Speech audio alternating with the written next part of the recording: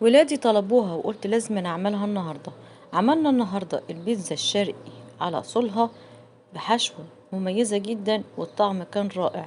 هنعملها النهاردة بطريقة بسيطة وسهلة وما بتاخدش وقت معانا. نسمي الله ونصلي على الحبيب. وما تنسوش لايك واشتراك في القناة ولايك ومتابعة لصفحتي على الفيسبوك. ولأول مرة يشوف قناتي أنا اسمي سما عمر. هنعملها النهاردة بكذا شكل وهنعملها من جوه الحشوة من جوه ومن بره وكل الطرق هنعملها النهاردة بإذن الله. بس تشجيع كده منكم حلو وياريت تشيروا الفيديو لأكبر عدد ممكن. أول حاجة معايا هنا هعاير الدقيق بتاعنا. أنا جبت حوالي 5 كوبايات من الدقيق. تمام كده. هحط عليهم معلقة صغيرة ملح. 5 كوبايات من الدقيق معلقة صغيرة ملح. وأبدأ أعجن بمية. هي الفطير بتاعنا ما بياخدش غير الدقيق والملح والمية بس. هي دي المقادير بتاعته. أبدأ أحط المية شوية بشوية لحد ما تبقى العجينة معانا بالشكل ده. حطيت عليها كده حوالي معلقة من الزيت وهبدأ أقلبها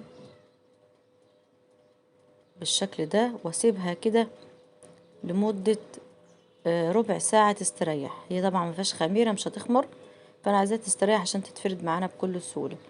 مجرد ما أعمل الحشوة تكون العجينة استريحت. تعال نبدأ في الحشوة معانا. جبت هنا حوالي بصلتين كبار كده مقطعهم بالشكل ده.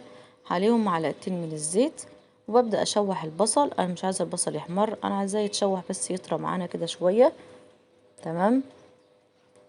بعد ما البصل طري شوية كان عندي سوسيس أو هوت دوج حوالي نص كيلو مقطعاه بالشكل ده. قطعته حتت زي ما انتوا شايفين.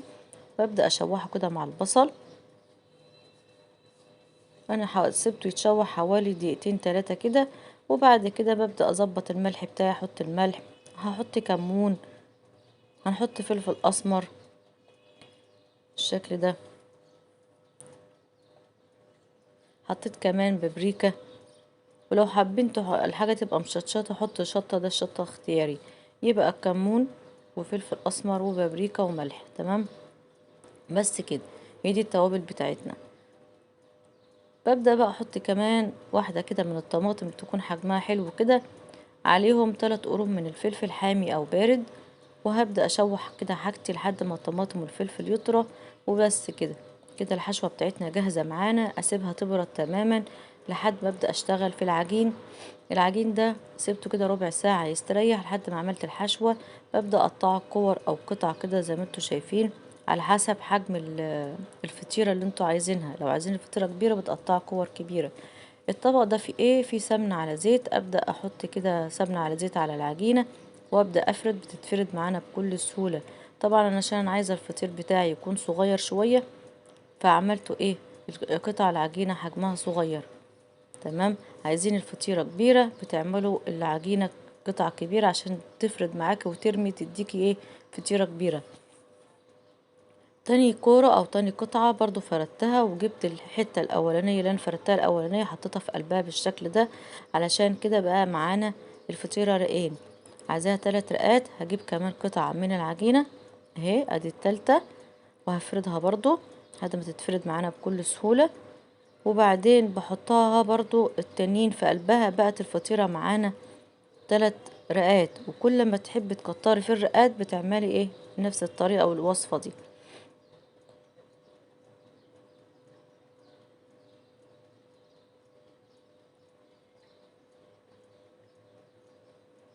اهي بالشكل ده.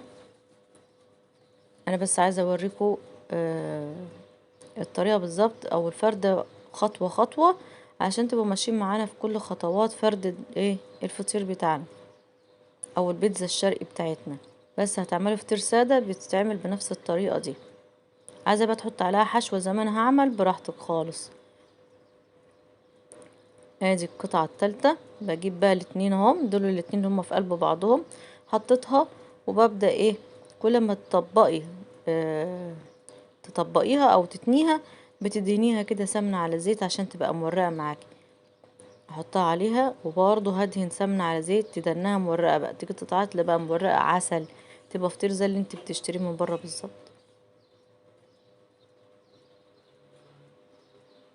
ادي اول فطيرة معانا. هعملها كده 3 رقات زي ما انتوا شفتوا كده. عايزة تكتري بتعملي نفس ايه الطريقة ونفس النظام ده. ادي اول فطيرة اسيبها بقى برضو تستريح. بعد ما تستريح كده نيجي نعمل تاني. وادي الفطيرة التانية.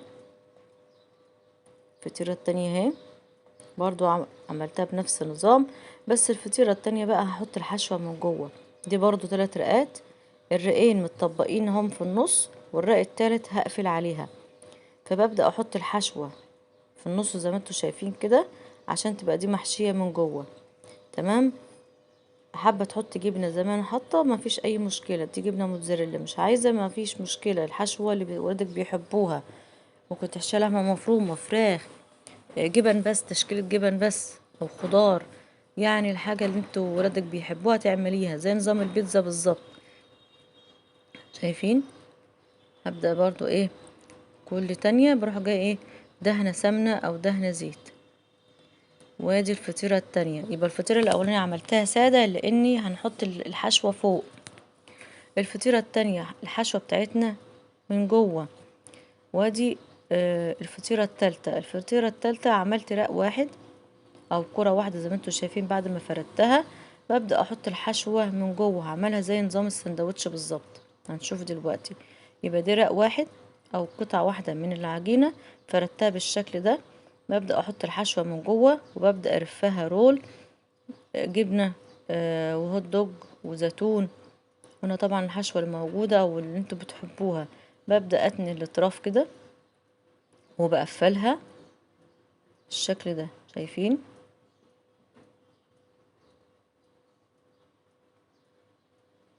وادي اول سندوتش معانا بقى على شكل سندوتش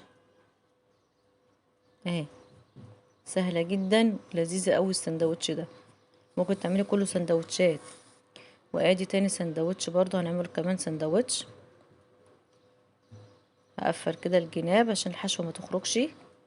وابدأ ادهن برضو سمنة على زيت عشان تبقى مورقة معانا. كل ما تتني كده طرف تتني تروح جاية دهنة سمنة على زيت. وادي السندوتش التاني معانا. يبقى احنا هنعمل كذا شكل النهاردة علشان اللي بيحب اي شكل ممكن تعمليه.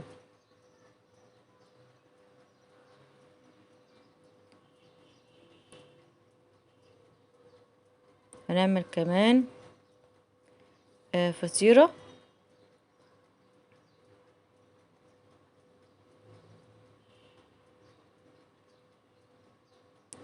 ممكن كمان تعمليها سادة مش من غير اي حشوة، ولما تستوي تروح جاي ايه رش على سكر بودرة كده، او تدينيها عسل او مربى. يعني تبقى اي حاجة فطيرة مسكرة يعني.